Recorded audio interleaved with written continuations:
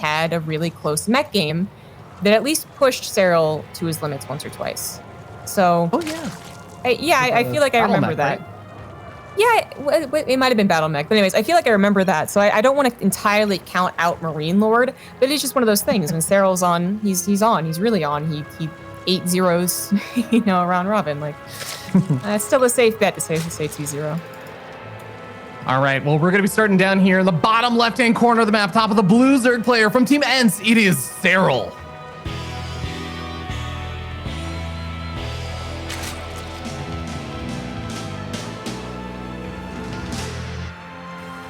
In the top right, as the red Terran, he is MarineLorD.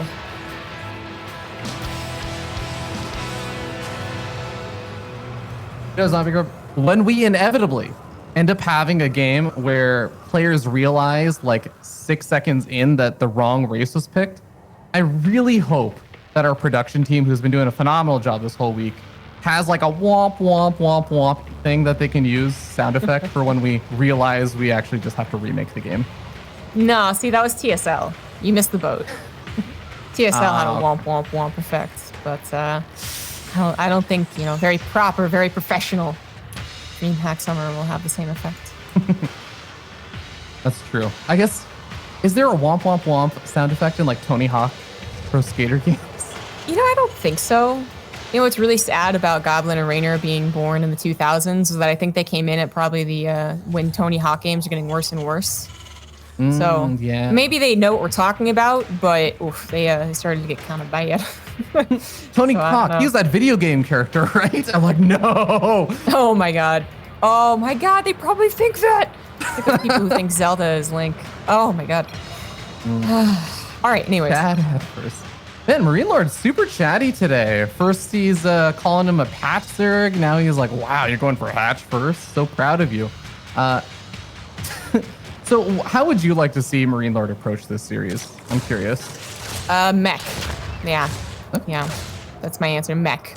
No, I think he's got some good bio, but I do think that what still feels like I shouldn't say easiest thing to trip someone up is, but it feels like it's the most successful, is playing mech. Kind of because it's not the thing to do, and it is a very different play style. Serral, at one point, people would even say, like, oh, he's weak to mech, and well, that got fixed really quickly. But other things you can do, like, I think it'd be a little too on the nose to do a 2 racks or 3 racks. MarineLorD's going, like, the opposite way and just going for a very fast 3rd CC. I think that's totally fair against Serral. Mm-hmm. Okay. Well, Reaper's going to just stick around over here, try and, push back creep tumors or get some extra shots off on these Zerglings. And, ooh, looks like he's maybe going to go for a deep dive over here. Ends up backing off just the right time. Doesn't want to stack it for now, as there's not a whole lot more to scout, but there is going to be that Overlord speed upgrade coming out from Serral.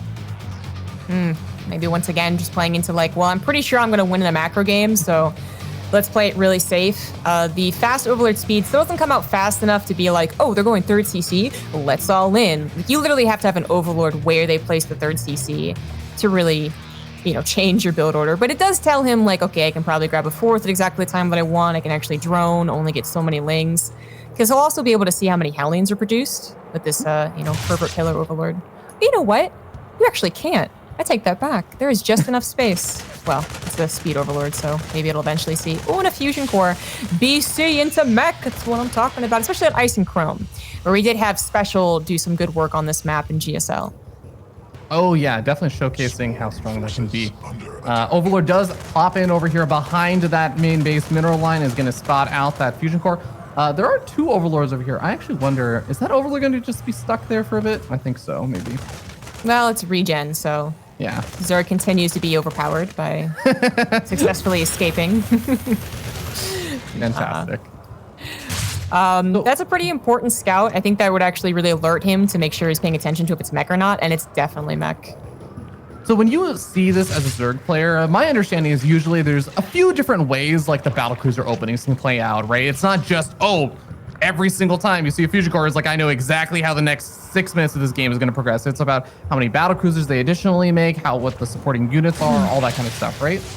You're not wrong. So what it typically is that when you play Bio, you go into 1 or maybe 2 battle cruisers, but no Yamato. When you play Mech, you go into 3 battle cruisers with Yamato. And this is Mech just based off the timings of its gases. So also, if you see Yamato researching, you would know it was Mech. Like those are the 2 big things, the gas timings and the research on the fusion core. So that's kind of the 2 differences. Other than that, you don't get many other varied ways of playing in the professional leagues. Like obviously on Masters League, you might get people who go all battle cruisers, no additional factories. But now professional games, I think Serral's got a good handle on what it is. He did get caught just before seeing the gases, and his vision is actually a little bit confused right now because it sees 2 barracks, but I'm pretty sure he saw what it actually was. I love these moves over here from MarineLorD. Kind of underrated. You see it occasionally, but using the Hellions to attack the rocks so you can kill the creep tumors without scans. He does manage to pick off 2 or 3 of them in the process.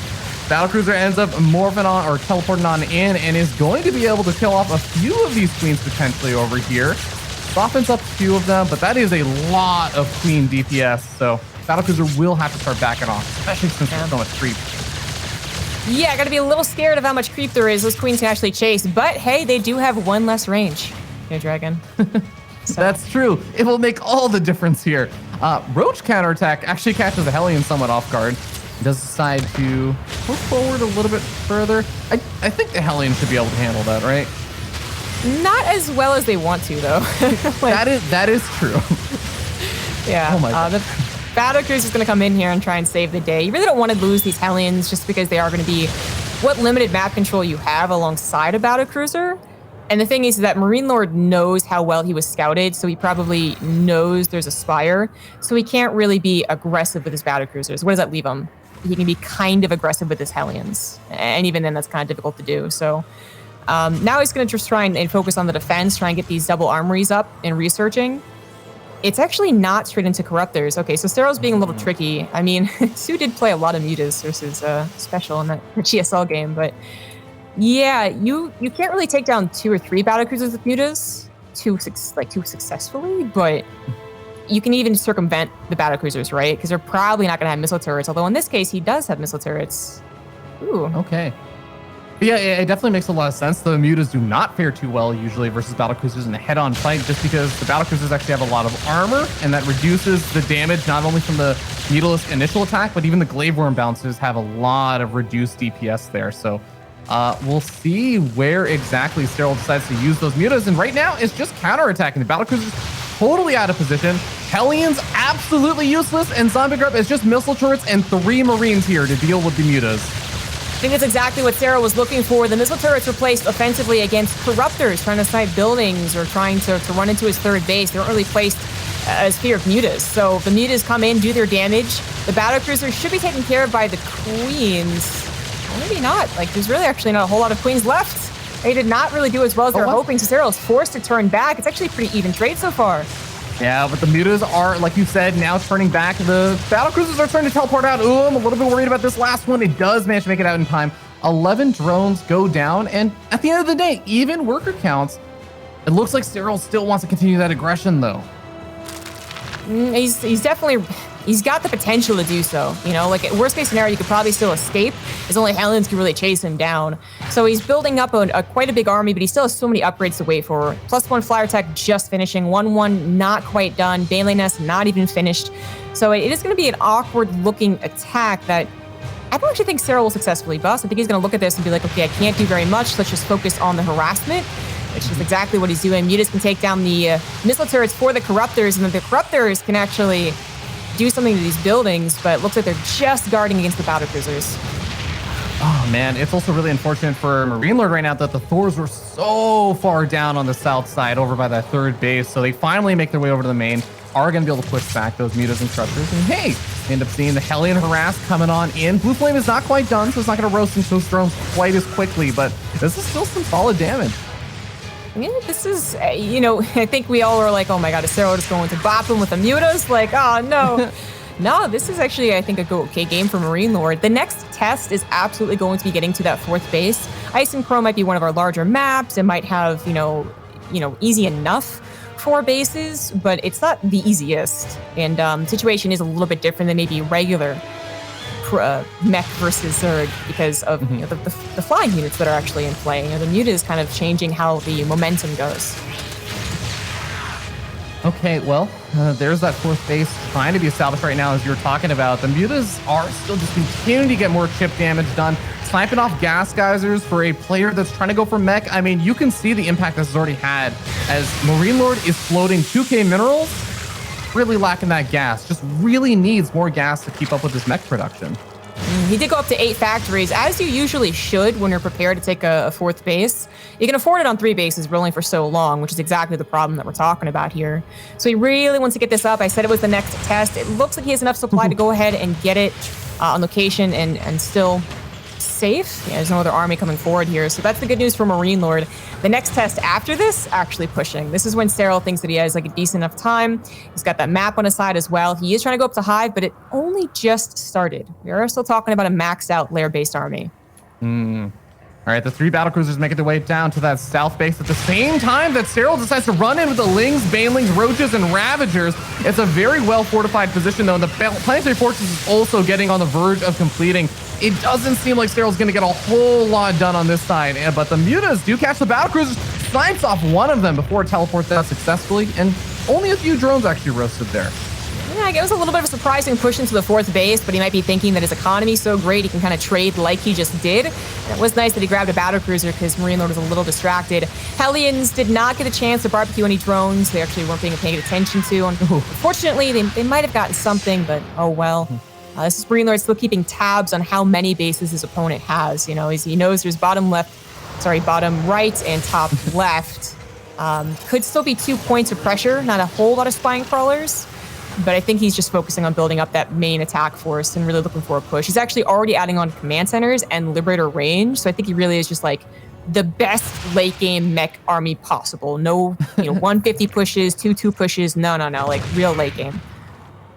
Yeah, and as we speak about the late game, I know you're talking about how Serral's thinking about his expansion attacks or fast, but hold that thought. We might end up seeing a bit of a push in over here. The Mutas are actually going to try and dive in on top of the battlecruisers. Got to be so careful with so many Thors behind that for MarineLorD. But I was going to say, I kind of feel like I agree the fourth base is a bit crazy or a bit more difficult to take on this map as the Terran player. But I feel like once you get to the fourth, your fifth base doesn't really feel that far off, right?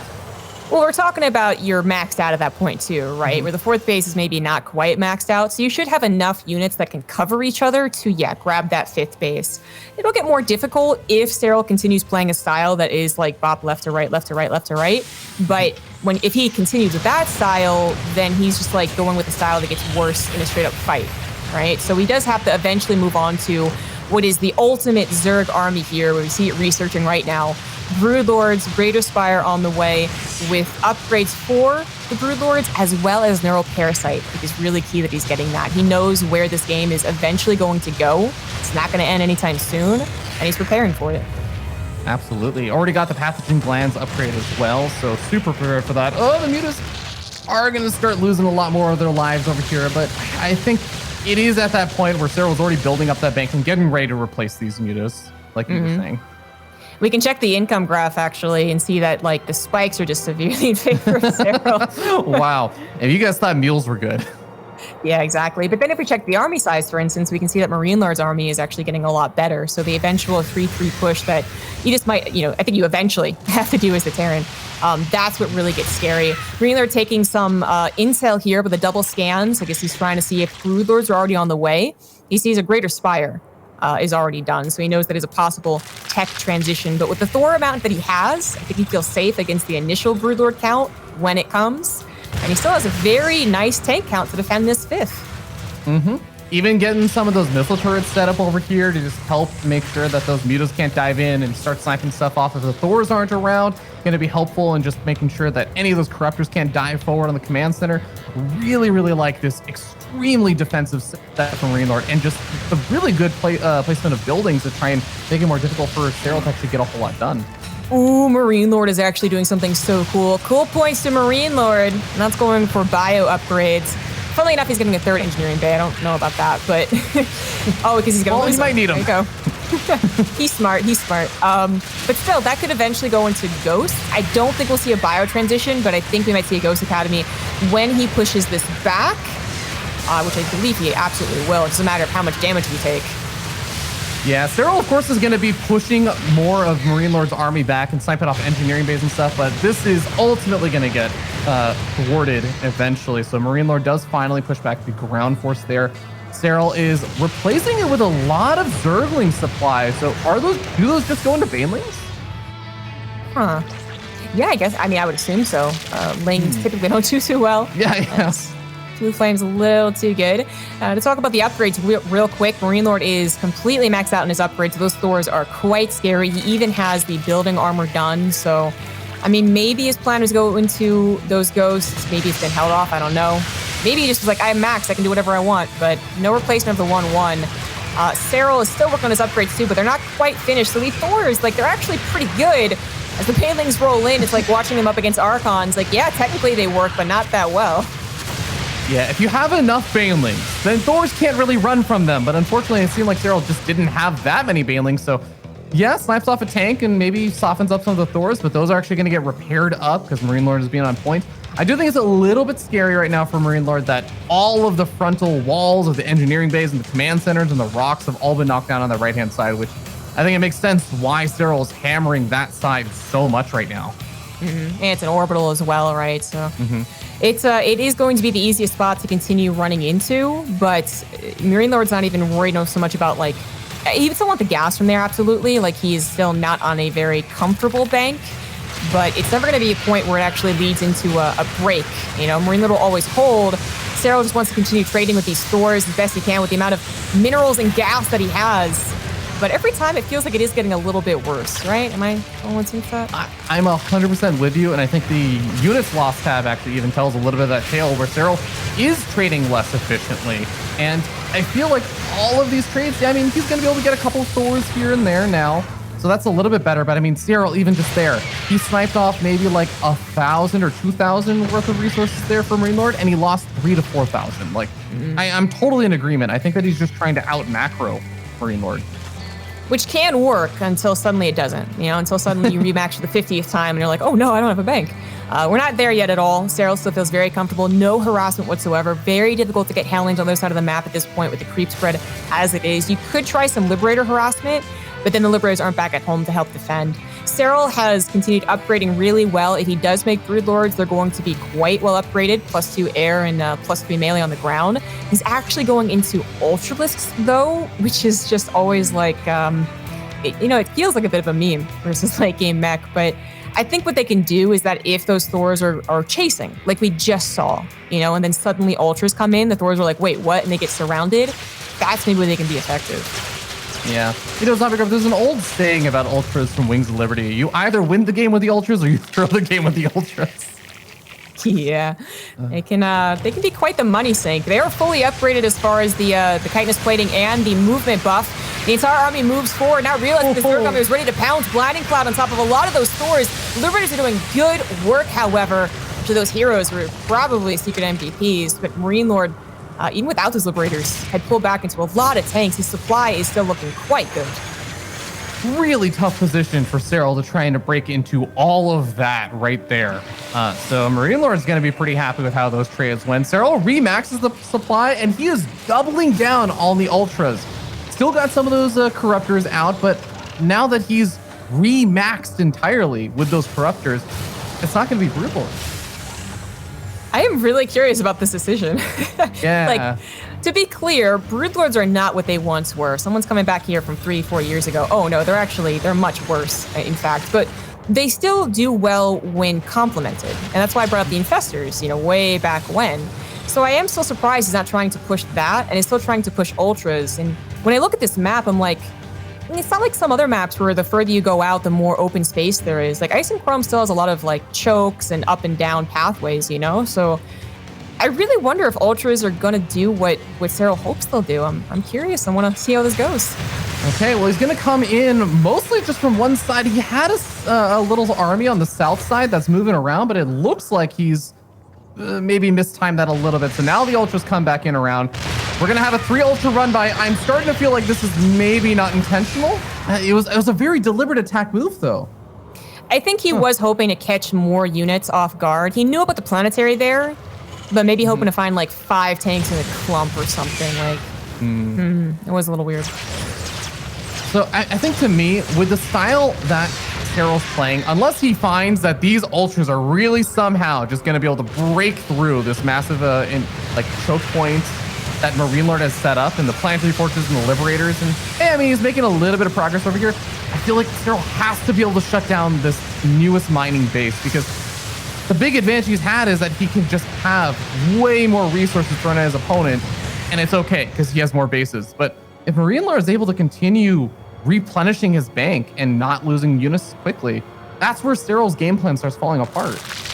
We're really gonna have to pay attention to the resources lost. I mean, I know it's maybe not the most exciting game, guys, because it's a brick wall getting headbutted, but I would watch that YouTube video though, Zombie Dub. Actually, that might be interesting. You're right. But anyways, the resources lost, like the more it increases, right, the difference increases, the more we have to worry about Serral. If it stays the same, then it's probably fine. Like a 4,000 difference throughout the entire game, but it is starting to increase. MarineLorD is starting to get bases and not having too much trouble. I do see, like, Ice and Chrome, this is like some of the longest games we've seen on Ice and Chrome is one of the new maps. I guess from here on, maybe it'll be difficult for MarineLorD to grab a 7th or 8th, whatever it was, but he does have the top side of the map to feel pretty comfortable on. Yeah, that's so true, and I think I like that Serral is just already taking some of the bottom side, even the bases that seem like they really are on MarineLorD's turf. It's difficult for MarineLorD to use this very slow mech army to actually go snipe off that base while not giving up on the defenses over on the north side bases. So I like that Serral's just trying to mine out what he can while he can. But I mean, you were saying that, yeah, MarineLorD has that north side of the map. That is the last base he can really take on that north side, though. Yeah, exactly. Like, there is a bit of a gap on Ice and Chrome. So it's going to be difficult to grab the bottom right, for instance, which is the other base that's supposed to be MarineLorD's. But that is probably his next plan. If he does that, though, I do want to I want to really highlight that the top left base is an orbital. So if he were to move his army to the bottom right, that would probably be killed. So he's got some decisions to make here.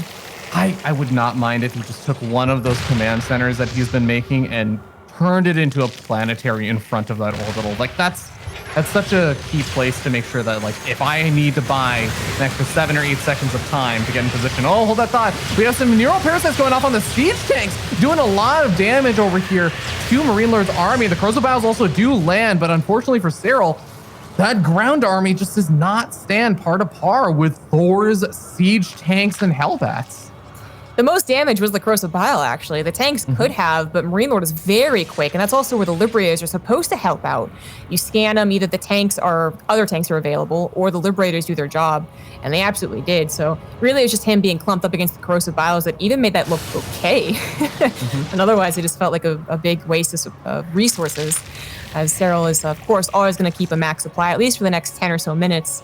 But my God, I mean, I fear we actually might get to a mined out scenario where MarineLorD's like, haha, we're mined out, but I just, I didn't have to mine as much this year. Yeah, I feel like we're gradually getting there. And honestly, Zombie, I'm going to do the infamous spectator thing where I'm like, you know what Serral should really do? Something like a Nidus Storm, I feel like would make a lot of sense here. If you can get an Overlord and Overseer behind into the main base or something, which I feel like is not the most undoable thing. The army for MarineLorD is 7 Thors, 19 siege tanks, and like 8 Hellbats. There's really not a whole lot that can maneuver around and get back up to the main or something. Yeah, it would be pretty devastating, but Serral's either not thinking about it or doesn't think that it'll be worth it. Either one for sure. And now MarineLorD's even bringing it to Serral's bases. Now, it's not going so well, but I think it does make maybe Serral a little more nervous. He knows that he hasn't really been trading very well. I think earlier on, we were talking about maybe a 5,000 resource difference. Then at one point, it was 10,000. Now we're up to 15,000. So that's the differential I was talking about that probably is going to tell the tale of the game. I like that you have this uncanny ability to call it out every single time another 5,000 difference happens. Like, I'm waiting, the next time you call it out, it's going to be 20,000, 100%. Serral going to be moving it on this right-hand side, but MarineLorD is finally doing some counter damage. He is finally on Serral's side of the map on creep, But this is also where things do get a bit dangerous, right? And it's not only that MarineLorD has fewer units back at home, but this army from MarineLorD is really strong altogether. And you can already see that as it's split up, Serral's getting a lot more done now than he has in most of the previous fights. Yeah, but so is MarineLorD, taking down one base with still a very, very powerful army. Serral has been, you know, his army remax is not a problem, and his resources aren't a problem, I should say, but his army remax, if it's coming in from different directions, being taken down by Hellbats, not being formed into Banelings or Ravagers before it's ready, that's when suddenly Serral's army really is quite bad. But it looks like he has enough time here. He's going to let those two bases kind of go, and he's going to build a bunch of Banelings, bunch of Ravagers, and MarineLorD is going to have to take a chill pill. He can't just continue with this pseudo base trade.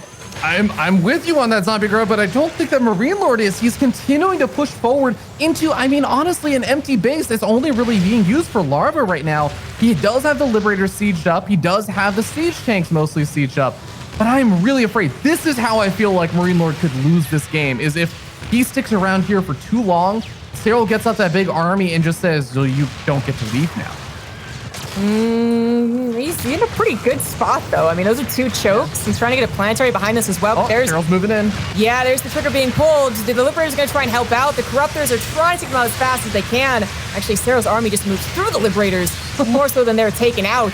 And he does collapse on top of the Thor tank army, successfully wiping it out. But that was only a portion of MarineLorD's army. He's losing a base to the bottom right and maybe a lot of drones. We'll see how the bottom right goes, as Serral has to traverse the entire map to defend that. Oh, but Zombie Girl, look at the banks right now. MarineLorD's bank is empty. He has run totally dry. He's still mining, sure, so he does still have some income. But Serral just spent 3K to remax the entire army supply he lost. And he's still got another 5K, 4K in the bank right now. There's Broodlords finally coming, with all the Corruptors having sniped off a majority of the Liberators, and even most of the Thors dying. Well, actually, I really like the MarineLorD. Seems like he's gotten an eye on this. Has 5 more Thors being produced. He's a smart cookie, man. He knows exactly what the plan is beyond this. Plus, Thors are they've just been generally good. Let's not lie to ourselves. They've looked pretty good against the Ultras as well. So that's a really good call. But you're right. Like, this is, by doing that, by not just being the brick wall, he did make it more into a possibility that Serral could take down some bases. And that's exactly what happened. So MarineLorD should feel once again nervous. Even though he's taken some very effective trades, he still hasn't mined nearly as much as Serral. And he even tried to take that top left base. It was already partially mined out anyways. There's only so much he was going to take from that base. Yeah, I'm trying to do like a little bit of a resources check to see what bases even have a lot of resources left over. I mean, Serral's really taking the only fresh base on the bottom right-hand side of the map, and even that was mined out a little bit. So this is definitely getting closer and closer to that total mined out situation. And again, if MarineLorD mines out those top bases, he has to trade very, very cost efficiently. And he has to do that, I think, by being defensive. That is a very scary army, isn't it? Like, that is that is a lot of Broodlords fully maxed on those upgrades, by the way. There are no Infestors for Neural Parasites, so that's maybe the hope. But does MarineLorD have enough Thors? He's got 12 of them to the 16 Broodlords, but he also needs to focus fire with all of his units. This is a complicated battle for both sides. I thought for a second MarineLorD was just going to sacrifice the bases, but I understand why he doesn't want to do that. That's all of his income right now. Now, the Thors are actually getting some pretty juicy connections on a lot of these Broodlords over here, sniping off a few of them. But here we go. The Ultra's going to come storming on forward. Liberator zones also set up, waiting for the Ultras to make their way forward. But it looks like all the Ultras have disappeared, and so are most of the units protecting the Broodlords. The Thors are going to start closing the distance, and yes, a command center did go down. But guess what? So did most of the army for Serral. You know what? That wasn't that complicated. He actually just moved into a brick wall of Thors with the Ultras, and they did not do nearly as well as I thought or that Serral was hoping. You know, sometimes the tank splash can really work against the Thors. They're not well protected by the Hellbats anymore because the Ultras take care of the Hellbats. But no, that actually went exactly how MarineLorD was hoping for. He'd already gotten a couple Broodlords killed. Then he takes down the entire ground army. It is now trying to kill the rest of the Broodlord army. He looks actually unbeatable after that last fight. All right, Zombie Grub, here is the next play from Serral. 14 Ultras just popped, and they're going to be making their way over to this army right here, I assure you. And if they can find it and surround it while they're chasing after these Broodlords, I mean, a few of these Broodlords may even survive. I mean, not many, but maybe 3 or 4. And the Ultras get a full surround and kill off MarineLorD's army. Maybe he's still just got enough of a bank that he can make this work. I don't know. Like at this point, even fully surrounding the army, Yeah. you're surrounding like 20 Thors. It's like a surround technically. This is a better surround, right? Taking down 4 Thors off on their own. That's exactly what he would have wanted in many other situations. But it is just the Thors. He does not get on top of that base, which is turning back into a planetary. He still can't go through chokes with the planetary there, and only 3 Broodlords were left over from that chase sequence. But they're going to try their best to help.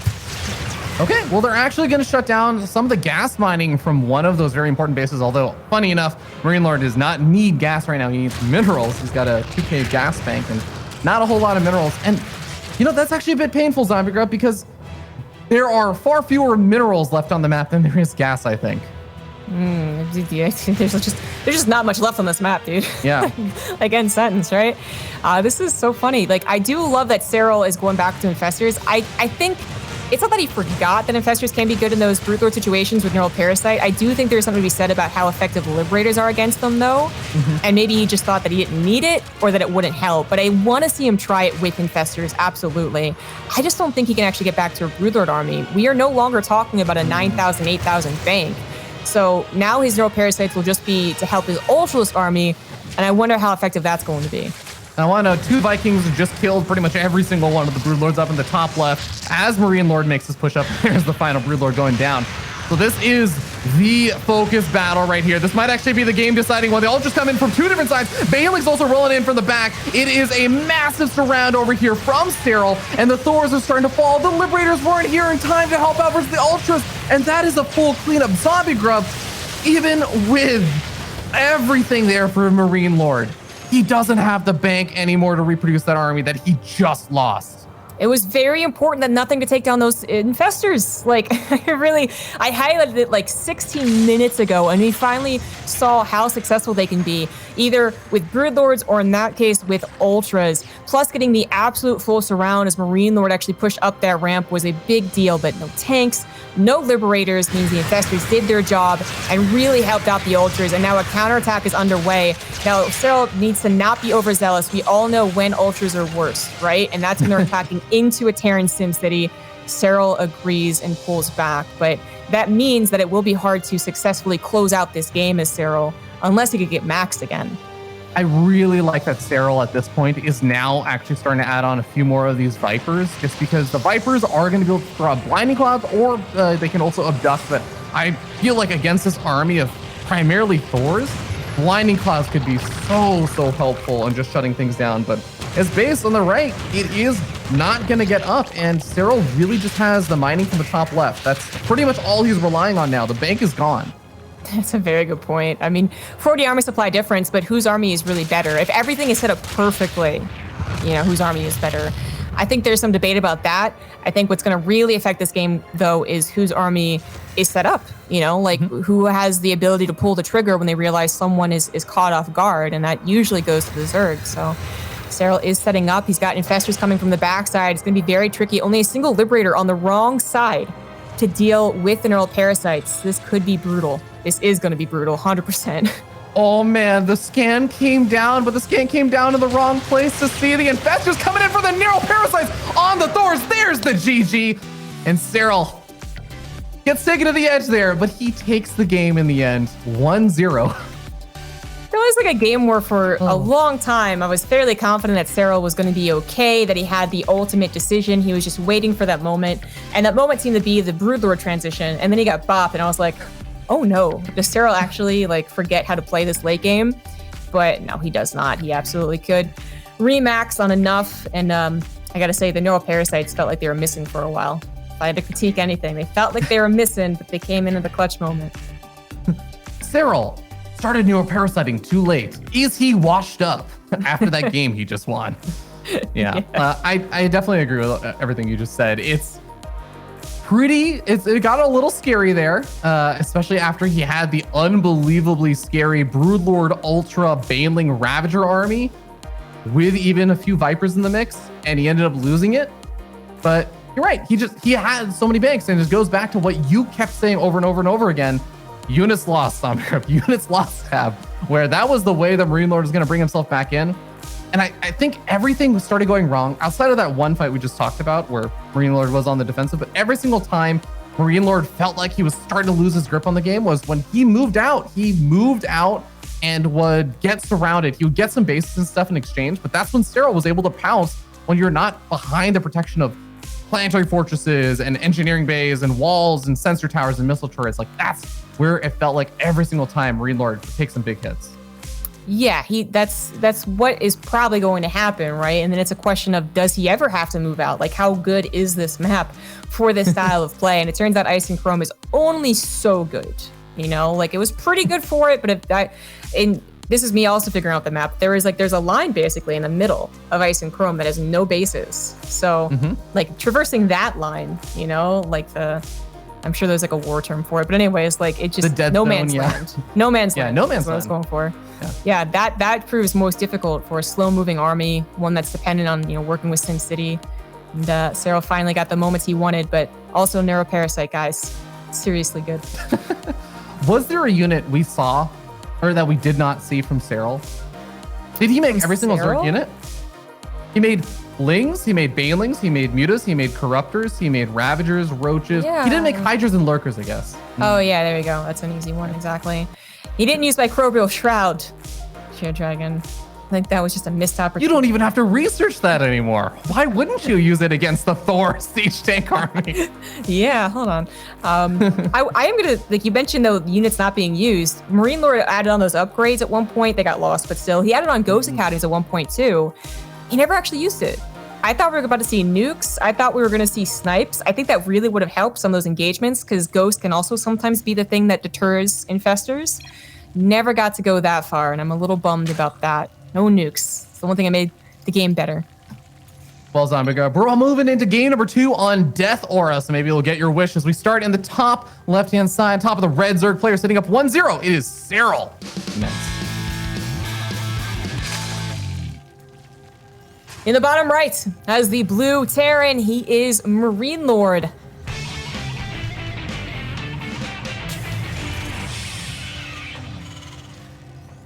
Zombie Grub, you've already been doing this for like most of this week and stuff, but I gotta say, it feels so good to be casting some Premier StarCraft again. I'm really enjoying today so far. Yeah, it's always fun. I find it very comfortable to cast with you, Fear Dragon. I always love when you come on. Aw, thanks. Yo, You're always fun to cast with too. I'm kidding, I hate you. Because you always say really kind things when I make almost dumb but not quite dumb points, because you're like, you're not wrong. And I'm like, oh, thank you. I like not being wrong. That's my way of saying you're like 95% wrong. No. You're not entirely wrong. Yeah. Yeah. One other thing on that last game, just one more, is that I think by the end of it, it was still a 15,000 difference of the resources lost. It never actually broke into 20,000. And that's why you didn't bring it up. Because exactly. You were only going to bring it up. I just imagine you're a second observer or something on this game, and you just have the units lost tab pulled up, and you're just checking it every 10 seconds. Totally not what I was doing. So how do you feel about Death Aura? Because we talked a lot about split map and mech and how this, like the expansion paths lay out, how fourth bases are to take on this map. How do you feel about Death Aura? I mean, I think it's a perfectly fine map. It's one of our longer maps, unless you break down the rocks to the left and right. So we could see another potential mech macro game. I do think, though, the fifth base would be a little more difficult than Ice and Chrome. So I'm going to say no to mech on this one, but if MarineLorD did it, I wouldn't hate it, especially because it does seem to be the one way into at least feel like you're defeating Serral. You know, maybe you actually don't, but at least you felt like you kind of got close. Yeah, it's also kind of funny because I do feel like Serral is... Let me put it this way. I feel as though when you encounter someone that tries to go for mech or something along those lines, a lot of players will react differently when they think that they're the better player. Some players will just be like, oh, I'm just going to end this. Like, I'm just going to kill you before you get set up. Or, oh, there's Serral. I will take you on in that super late. You know what? You want to go for a 40-minute game?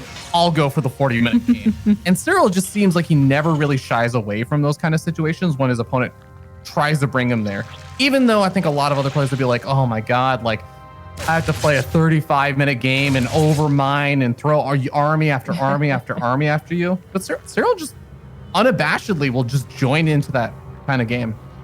I absolutely agree. He's one of the better players at dealing with that type of game. Because I think at one point, I'm talking 2 years ago, it was, oh, is it his weakness? Innovation beat him when it didn't matter.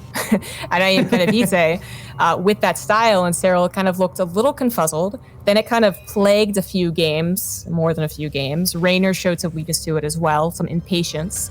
And then Serral, I guess, the reason Serral is on top all the time is the best StarCraft 2 player is really how he practices this game, how he looks at the game, how he studies the game, as opposed to just being like a maniac who practices 12 hours a day. So I think he just realized, like, look, the worst case scenario is being impatient or actually believing that I'm the one who's going to win, hands down. So we do rarely see him be overconfident or impatient, and that's why he continues being the best. I like the image that you paint of him as being like this very patient old man at the age of 22, and you got the youngsters like Raynor and stuff who are like, no, let me end the game now, because he's just young and overconfident. I like it. Well, I wasn't thinking about their age, but I mean, 22 years old, basically on the verge of retirement. 22 years old, you basically are grandpa. If you're any older, you're dead. All right, we do have a 3-base setup over here, and Serral is going to be adding on that Baling Nest, getting up that lair, and trying to push back these Hellions. This is more Hellions than I think were originally made for MarineLorD, because MarineLorD in that last game, if you recall, 40 minutes ago, went for the Battle Cruiser opening instead. Yeah. He went for a 3cc build again here, but he did like the bio version, which does typically only provide 4 of those Hellions. It's kind of funny seeing the acceleration zone work with Hellions, by the way. Speedy goes boo. Yeah. Yeah. It looks so much like an arcade map, when they do that. Like I hit the power button. So they go. It's like the Raynor Party game with the Hellions, and you just get the speed buff. Oh, yes. Absolutely. You know what you know I like that game. Well, with 1-1 getting started up, how's Serral? I mean, Serral didn't go for... Oh, no, he did go for Overlord speed this game. So, yeah, I guess he does have a very good read on kind of what's coming out. Yeah, he saw the 3rd CC, he saw the 2nd barracks and sim researching. He knows what the deal is. And I do think that bio is going to be better here, like I said earlier. So I'm glad to see it. I mean, MarineLorD could still do something really cool with bio. Like, his first push could be a little bit difficult to clean up. I don't think it will ever win the game against a guy like Serral, but maybe it's a little bit difficult. Then we talk about 4-base, kind of more turtle style. But with bio, obviously, you have the more flexibility to do drops and whatnot than that mech game had. So I could see it, but typically when we talk about this matchup, bio versus Zerg, we really highlight that it is a mechanical matchup, and that's why you rarely see those upsets. So, all right, in that fashion, I'm worried for MarineLorD. Well, MarineLorD's going to try and have to live up to his name as the master of these Marines that are making their way across the map in the medevacs to try and poke forward at the front. Remember, Serral already has not only the Banelings done and ready, but he actually has his Baneling speed finished up right around the time that this drop comes in. So it is going to be very, very difficult for MarineLorD to get tons of damage done, like you said here, when there's not only creep, but also Baneling speed finishing up in a second. Yeah, it's just probably the safer way to go to do the 2 medevac drop first. Unfortunately, he gets basically nothing as the Queens replant the creep. It's always a feels bad moment, but he is trying to set up for potentially a push here. Actually, his tanks are still sieged, but I think he is just focusing more on... Oh, okay. He's going to 8 racks. All right. So no long, drawn-out game this time unless things get really weird. 8 racks going to be all about piling on the pressure once you're ready to go. But until then, MarineLorD's going to try his best to at least distract Serral, but most importantly, keep his units alive. You just want to try and clear up a little bit of creep. I don't think you're hoping for much more until the push. Serral comes in with the Overseer and spotted out all the additional barracks that were also coming down. So Serral at 79 workers really doesn't need to focus on making a whole lot more. He's got a, I believe, 5th base on the way over here, and I think it's going to be important for him to recognize, okay, it's time to just power lots of units to make sure I don't die to this. Yeah. He didn't go for any of that 3-base meta style that seems popular maybe on other maps and other players' build orders. Nah, he just went pure Ling Baneling, and I think that is going to be preferable. Muta shouldn't be underestimated even against something that is so focused on Marines, but still, I think he'll work with this. Infestors coming out potentially, or just trying to get deep dive to that hive. That was hard to say. For the Ultras. Thing is, those Ultras always seem to count out just a little bit too late against the 8 racks. So we'll see if that actually pans out.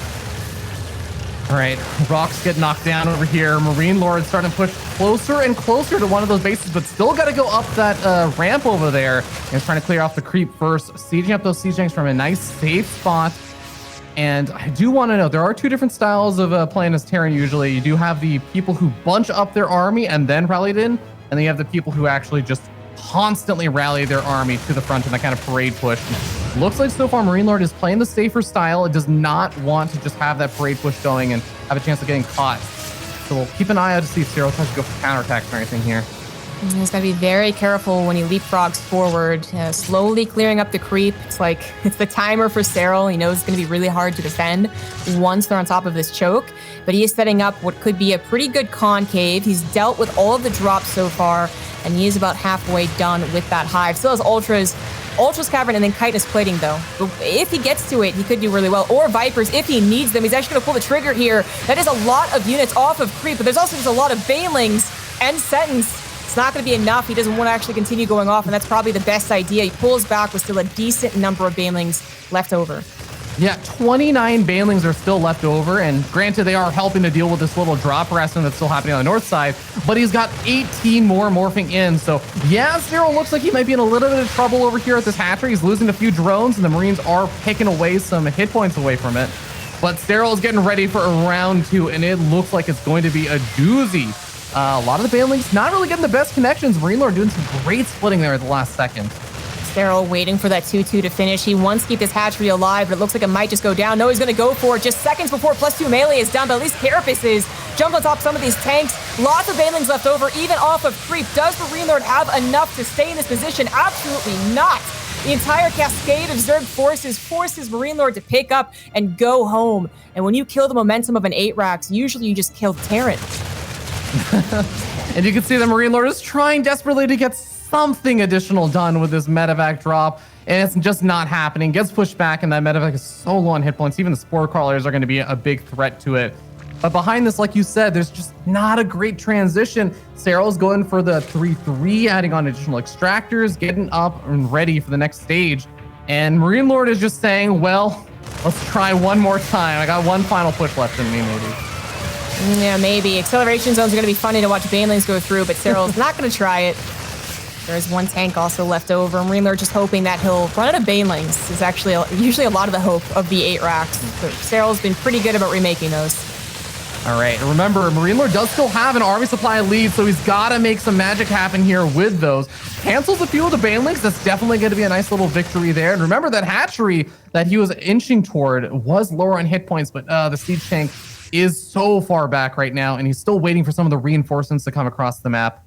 So MarineLorD has to put a pause on the push, and that buys Serral the time he needs to start remaking a large chunk of that army. I'm actually a little surprised. I thought with the hive, maybe a Viper can be helpful. Blinding Cloud kind of pushes the Marines the wrong direction, or obviously takes out the tanks. But no, he's actually just prioritizing those upgrades, including adrenal glands. It looks like Mass Ling Baneling has been working out for him, so he's not really going to change it up. He is setting up for either a complete surround or a run by. It's going to be the run by. It's a lot of Lings. That's a decent number of Marines. Yeah, and I think this is something I was talking about before. MarineLorD, by not having that parade push, always has those defenses up and ready. MarineLorD also starting to push up that ramp again. If he gets a siege tank in range of that hatchery, that is most likely going to seal the fate of it and stop all mining from over there. Serral setting up for the massive surround, though. He comes in from 3 different angles, down the ramp from the bottom right and also from the top, but sees that is just a little bit too much. He's going to abandon ship, and oh my god, the Overlord Graveyard is going to be set up over here in the middle of the map. Serral somehow doesn't get supply blocked, but is effectively supply blocked at 168 out of 170. I love it. The Overlord Graveyard. As Simba and Nala go down there, Mufasa's going to be really upset. That was a pretty good pullback from Serral. I think he realized that he didn't have to potentially lose out here, because that's usually what happens, is that they go, oh, I can take care of this. Oh, wait, no, I can't. And then they don't have time to replace the Banelings.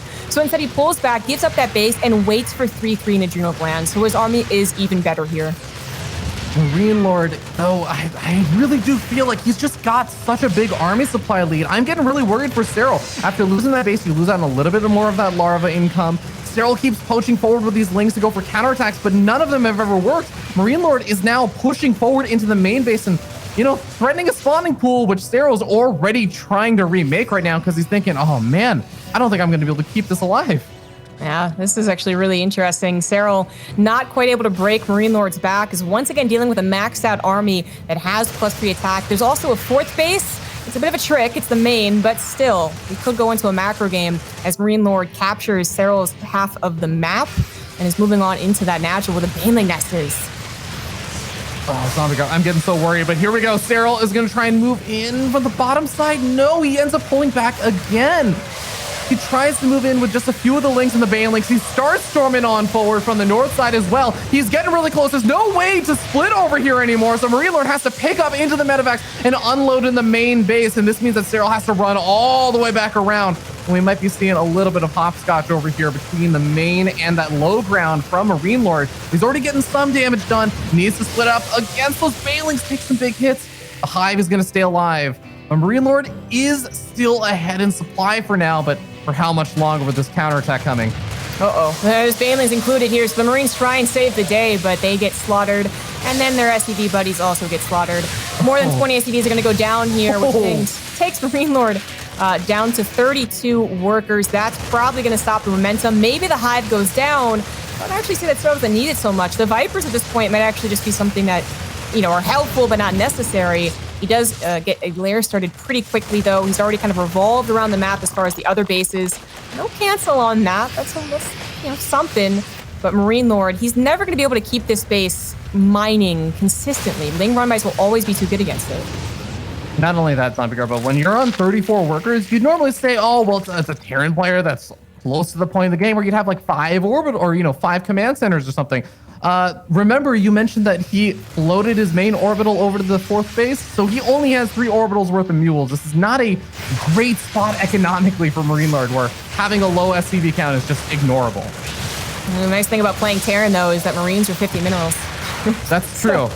You can get some damn good cost effectiveness out of them if you split well. Yeah, he's still making it really look quite scary. Even a couple Liberators trying to help anchor the position, but Liberator's not too good against Ling Baneling.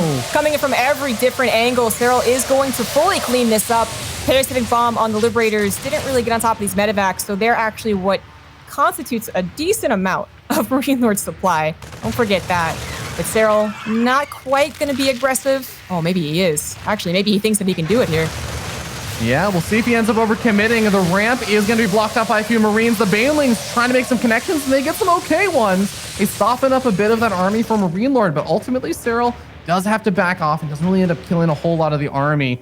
Serral is going to take a very aggressive hatchery over here. I don't know how long for that world that's going to be, but it's such an aggressive hatchery that MarineLorD might not even see it. Right. That'd be kind of funny.